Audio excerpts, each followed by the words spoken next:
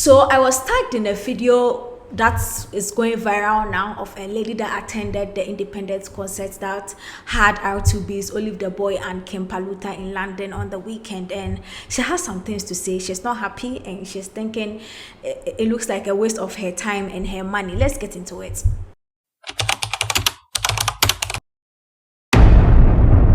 I'm very tired of Ghanaian artists coming to the UK, coming overseas to do karaoke. I don't understand why you would come, spend money, fly overseas, book band, book photography, all that kind of stuff, just to come and sing over your own track.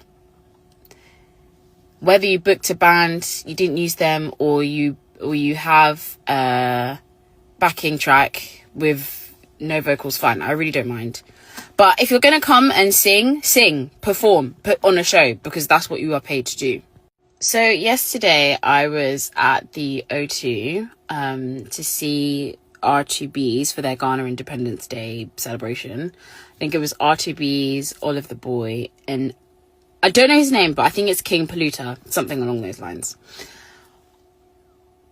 All three of them did not perform without the tracks behind them, as in they were literally singing over their own tracks, which annoys, it really, really annoys me, because it seems like you just didn't try, and you've come all the way just to shout over your own track. You could actually do that at home.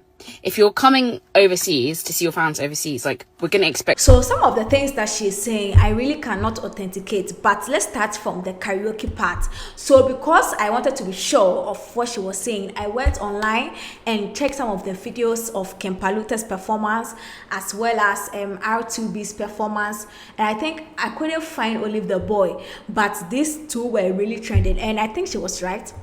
It wasn't the instrumentals or the instrumentation of the song at the background for them to sing along, or it wasn't a band playing for them to sing along. It was actually the song itself playing and they were just singing along, which means that yes, that's, they actually put it karaoke experience. It almost felt like a karaoke experience, and to her it wasn't cool, and she felt like, oh, if you are coming, come and sing your song. If you are coming to sing.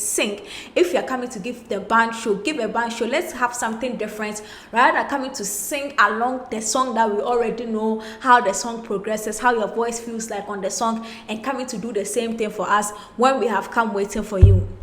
Now, I can relate to this thing because this thing is not just, and I don't want to limit this conversation to just the events that happened on the weekend. I want to even bring it home and how some of our events here. This thing has been one of the things that patrons have complained about for a while, that come and give us something different. We know what you sound like when we put the song on. We know how it feels like in our rooms. But when we pay extra money to come and see you, we need something. We need an experience. We need you to give us something that we cannot experience in our houses. So if you come and you give us the same sing along, then I might as well have just gone to a karaoke show. So I think that is where she is coming from. As to what the organizers have to say about this, I don't know. Is it that the band, there was an issue, the technical issue with the band, or it was the artists that opted for this type of performance? Because I am sure some of the artists there can really perform with bands, or even the instrumentation of their songs and then put their nice vocals on it. So I really don't know what happened that the artist had to. Was it something that was about the event organizers opting for that kind of option because it was easier, or it was the artist that felt most comfortable with that option? That is something I really hope will come up. Now, the next thing is what she's talking about. Let's listen. To be honest, all three artists were they didn't rehearse, didn't bother to do sound check, to the point where R2Bees were even complaining that the sound of the show isn't good, it's not making me feel great, King Paluta, he even annoyed me the most, because he kept saying, my time's finished, time NASA, and then he went to go on and sing 3 times, he went to sing one of his songs 3 times over. Is that correct to you?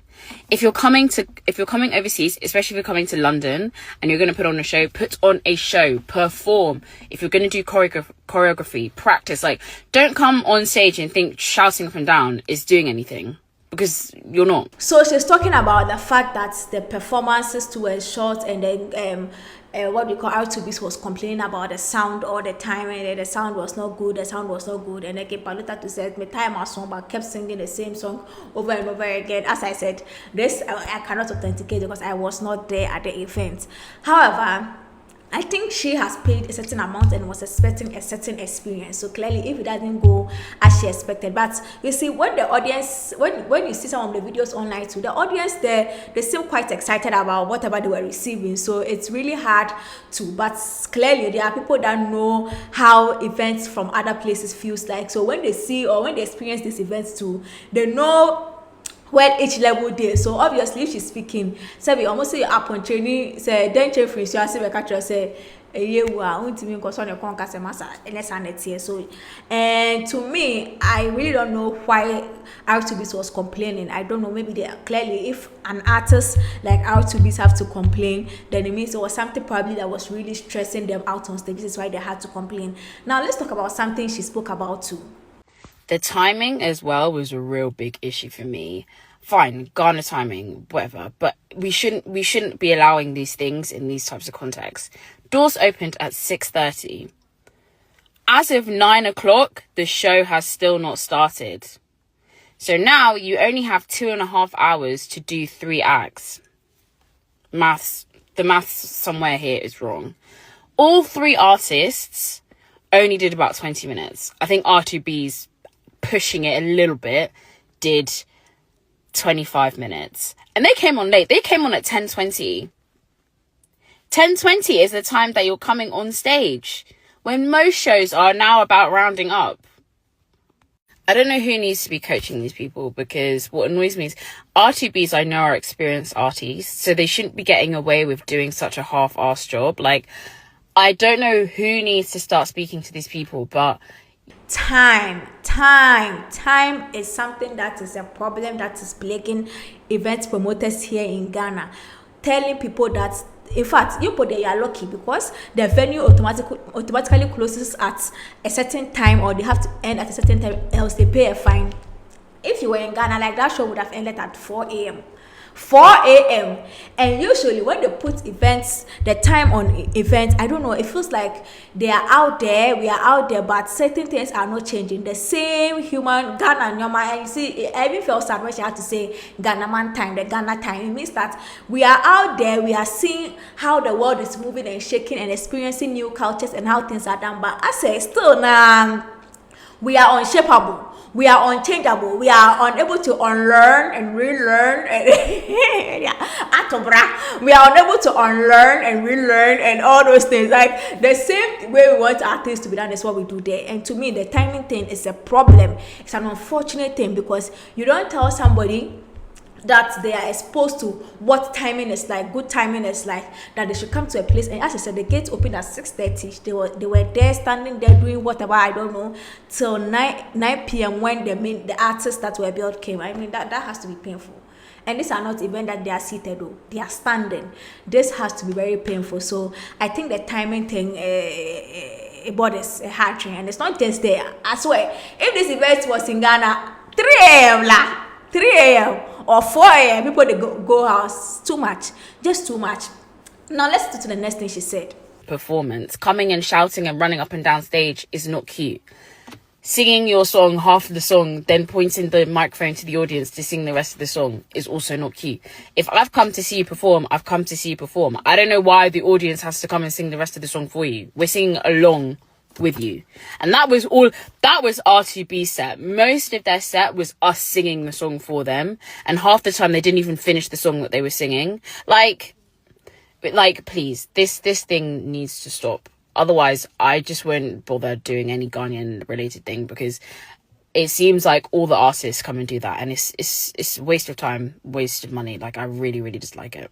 Now this thing is something that is happening in Ghana too, that a lot of people have spoken about. And this one, she made it specific that most of them, in fact, the person that, or the group that did that the most was the R2Bees group, where the song, they don't finish singing the song, and they just want the audience to sing the song for them. So there's a difference between you performing and the audience singing along with you, because they know the lyrics of the song. But when you intentionally pause consistently for them to be doing the singing for you, when they have come to pay to see you sing, it be stress. It be seriously stressful. And per what she's saying, they didn't even finish performing some of the songs like in full length. So it's like almost kakra no meja no masowe kakra no masowe kakra no masowe kakra no krampo, so almost down to the now. No more mentio. You say then Charlie, this thing has got to stop. It has got to stop. Oh, Erade. What pained me was when she said that, oh, it feels like we have to learn how it stand. And to me, it really, really breaks my heart, because the people that organize this event, as this way, they have done it over the years. Like, they have so much experience that it is sad to see that they are doing this after so many years of experience, and it looks like the same problem that we are not able to solve here is what they are also experiencing there, when I am sure they have experienced how things are done in different ways, the better way, the best way of how things are done, but still the problem still there. So if what she's saying is anything to go by, and some of the videos I've seen, some of the things she is saying are very, very true, then it means say akakakra pam. Now, I think here's what I am going to say as somebody that have witnessed events here in Ghana and certain things. Are event promoters, not just those in the UK or whatever, but those at home. We have to find a way of curating experiences.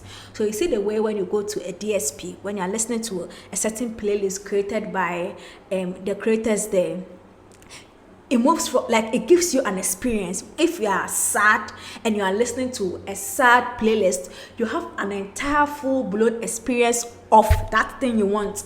If you are happy, you have that full experience. But our event organizers here at home and out there, per what this lady said, are not able to give a fully created show. So even if it's 2 hours and the show is well produced and created, it gives the audience value for money. Let me give you a very typical example.